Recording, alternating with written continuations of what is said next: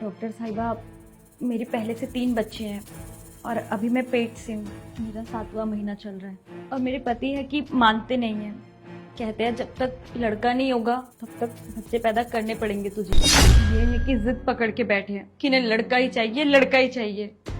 मैंने इन्हें बहुत समझाया लेकिन ये मेरी बात नहीं मान रहे, इसीलिए मैं इन्हें आपके पास लेकर आई हूँ। प्लीज आप इनको समझाइए ना कि अब मेरे शरीर में इतनी जान नहीं बची है कि मैं और बच्चे पैदा कर सकूं। झूठी, तूने मुझसे झूठ बोला कि तेरे पेट में दर्द है। तेरे पेट में दर्द था इसलिए मैं तुझे डॉक्टर के पास लेके आया, और तू ये क्या नाम सुना बोले जा रही है डॉक्टर को। हाँ, मैं आपको झूठ बोलकर यहाँ लेकर आई। मैं तो आपको समझा समझा कर थक गई लेकिन आप मेरी बात नहीं मानते हो, तो मैंने सोचा क्या पता आप डॉक्टर साहिबा की बात मान लो। आप समझते क्यों नहीं हो कि मेरा भी शरीर है, अब मेरे अंदर इतनी जान नहीं है कि मैं और बच्चे पैदा कर सकूं। आपके एक लड़के की चाह में मैं अपनी जिंदगी क्यों बर्बाद करूं। तू ना चुप कर, तुझे तो मैं घर देखूंगा। झूठ बोलकर मुझे यहाँ ले आई, ऊपर से हमारा जो पर्सनल मैटर है वो तू डॉक्टर को बता रही है। ये हमारे घर की बात थी जो तू बाहर के लोगों के सामने बता रही है। और क्या गलत कर रहा हूं मैं? कुछ मेरी भी इच्छा है कि मुझे लड़का चाहिए। लोगों के ताने सुन सुन के मर गया हूं मैं कि 3-3 बेटियां। कल को कारोबार संभालने वाला भी तो कोई चाहिए। यहाँ पे डॉक्टर के सामने मेरी बेइज्जती कर रही है। आज तू घर चल, फिर बताता हूँ तुझे। और क्या बात बात पे तू रोए जा रही है कि मुझे 3 बच्चे हैं, 3 बच्चे हैं। अरे लोगों के 8-8 बच्चे हैं, वो भी नहीं मरते, नहीं होता उन्हें कुछ। और जब तक लड़का नहीं होगा ना तब तक मैं बच्चे करता रहूंगा। मुझे कोई नहीं रोक सकता, ना ये डॉक्टर ना तुम। और जिस दिन हमें लड़का हो जाएगा मैं बच्चे पैदा करना बंद कर दूंगा, लेकिन तब तक मुझे लड़का चाहिए तो मतलब चाहिए। ये आप कैसी बातें कर रहे हो? लड़का और लड़की पैदा करना मेरे हाथ में नहीं है, ये तो भगवान की देन है। और डॉक्टर साहिबा, मैंने डिसाइड कर लिया है, इस बच्चे के बाद ना आप मेरी नसबंदी कर देना, फिर चाहे लड़की हो या लड़का, मुझे इससे फर्क नहीं पड़ता। ये क्या बकवास कर रही है तू?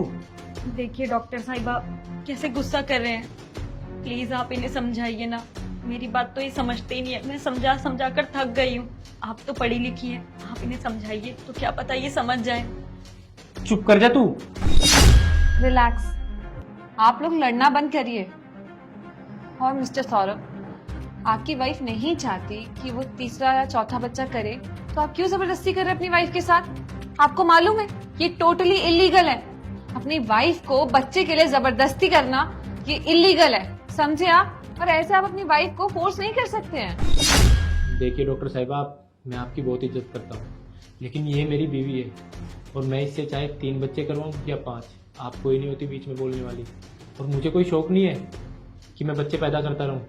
मुझे बस अपना लड़का मिल जाए, मैं बच्चे पैदा करना छोड़ दूँगा। देखिए मिस्टर सौरभ, आप बार बार अपनी वाइफ को फोर्स करके ना बहुत गलत कर रहे हैं उनके साथ। लड़का या लड़की होना उनके हाथ में नहीं है, ना ही बायोलॉजिकली, ना ही प्रैक्टिकली, और ना ही आपके हाथ में। ये तो बस किस्मत का खेल है, जो ऊपर वाले से मिला है उसको स्वीकार कर लीजिए। इस तरीके से आप अपनी वाइफ को बार बार फोर्स करेंगे, इससे कुछ नहीं, सिर्फ और सिर्फ उनकी सेहत खराब होगी। तू क्या इनकी बकवास सुन रही है? चल यहाँ से। अरे मिस्टर सौरभ, आप मेरी बात तो सुनिए। अरे कमाल के लोग हैं। आजकल के जमाने में भी ऐसे लोग एग्जिस्ट करते हैं जो एक लड़का पाने के चक्कर में अपनी बीवी के साथ जबरदस्ती करे जा रहे हैं, सिर्फ फोर्स कर रहे हैं। पता नहीं क्या हो गया, पढ़े लिखे होने के बावजूद भी इतनी छोटी सोच रखते हैं। और उनकी वाइफ भी, उनके ऊपर इतना अत्याचार हो रहा है, लेकिन वो है कि कोई भी एक्शन लेने के लिए तैयार नहीं है। अरे उनको पुलिस के पास जाना चाहिए, वहां पे रिपोर्ट लिखवानी चाहिए कि उनके साथ कितना गलत हो रहा है। गलती ना सारी की सारी उनकी वाइफ की है।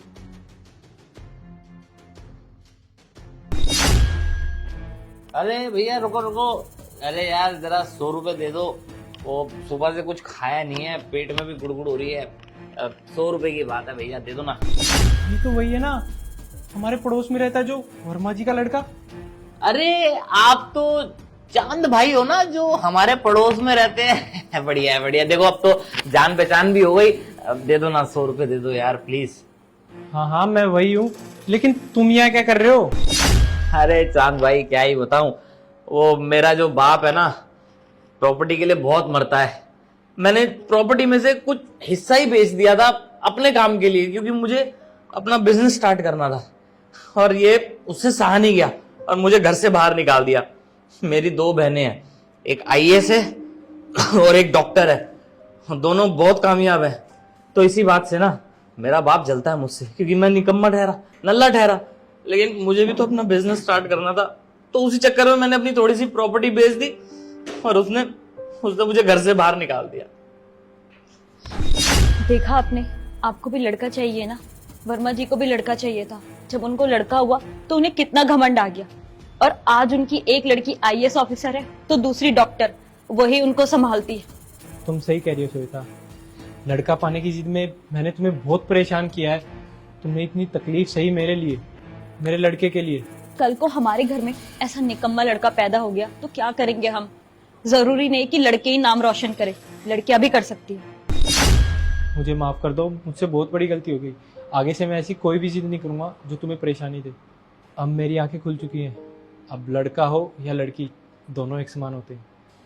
अच्छा हुआ सही समय पर आपकी आंखें खुल गई।